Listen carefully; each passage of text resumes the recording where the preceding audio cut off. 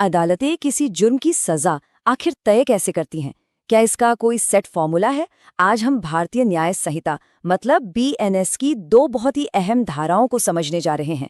ये वो धाराएं हैं जो जजों को सजा तय करने का एक बिल्कुल नया तरीका, एक नया नजरिया देती हैं। तो चलिए सीधे मुद्दे पर आते हैं। एक ऐसा सवाल जो कानून के जानकारों को हमेशा से उलझाता रहा है। सोचिए, अगर कोई कानून कहे कि किसी जुर्म के लिए जेल हो सकती है, पर यह ना बताए कि कितने समय के लिए। ये एक बड़ी कानूनी पहेली है ना? पर अब बीएनएस के पास इसका एक बहुत ही साफ जवाब है। तो आज हम क्या क्या देखने वाले हैं? पहले बीएनएस के जो सजा देने के नए सिद्धांत हैं उनकी बात करेंगे।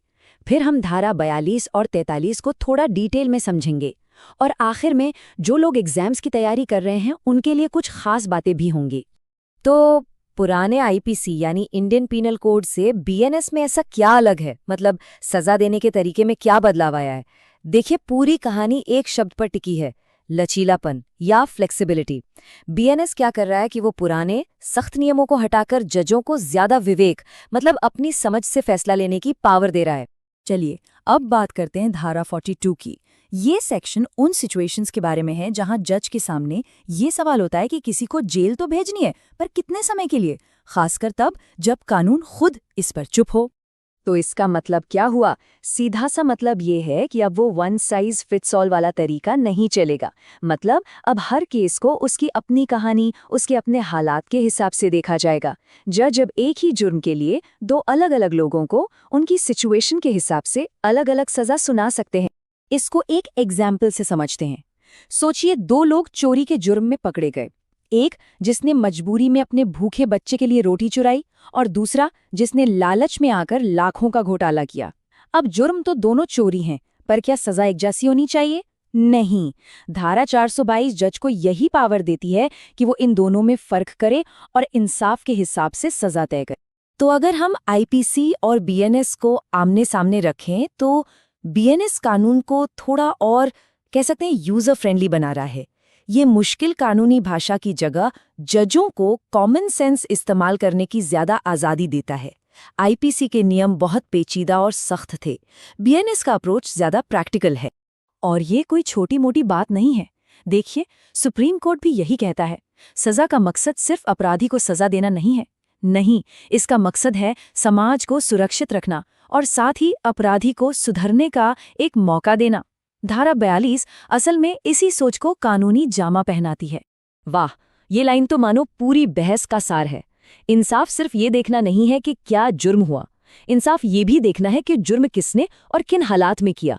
और बीएनएस जजों को यही पूरी तस्वीर देखने के लिए एनकरेज कर रहा है।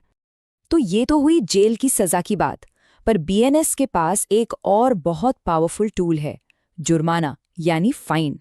चलिए अब धारा 43 पर आते हैं और देखते हैं कि ये जजों को क्या नई ताकत देती है।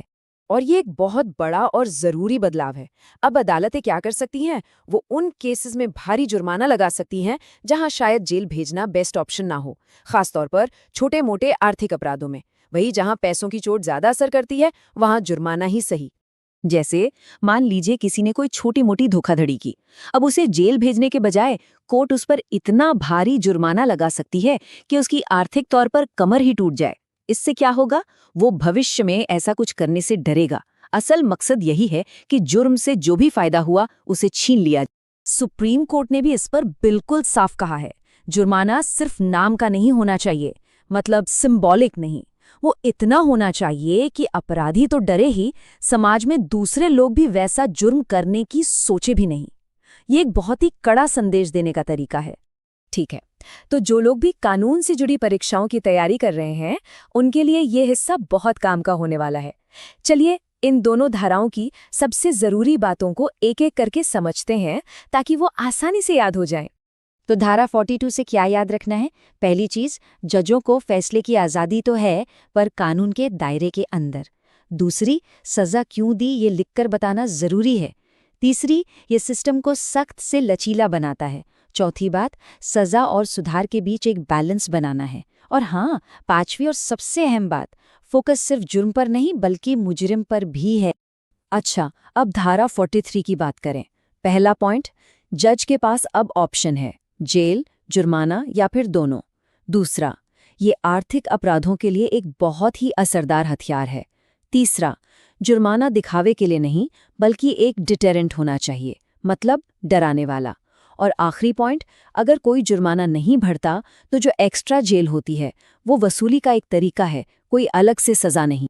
तो कुल मिलाकर देखें तो ये दोनों धाराएं हमें क्या बताती हैं? ये बताती हैं कि बीएनएस सजा को एक नए चश्मे से देख रहा है। इसका मकसद सिर्फ लोगों को जेल में डालना नहीं है, बल्कि एक ऐसा समाज बनाना है जो ज्यादा सुरक्षित हो, ज्यादा न्यायपूर्ण हो। तो अब सवाल ये नहीं है कि सजा कितनी लंबी हो, बल्कि सवाल ये है कि इंसाफ कैसे हो।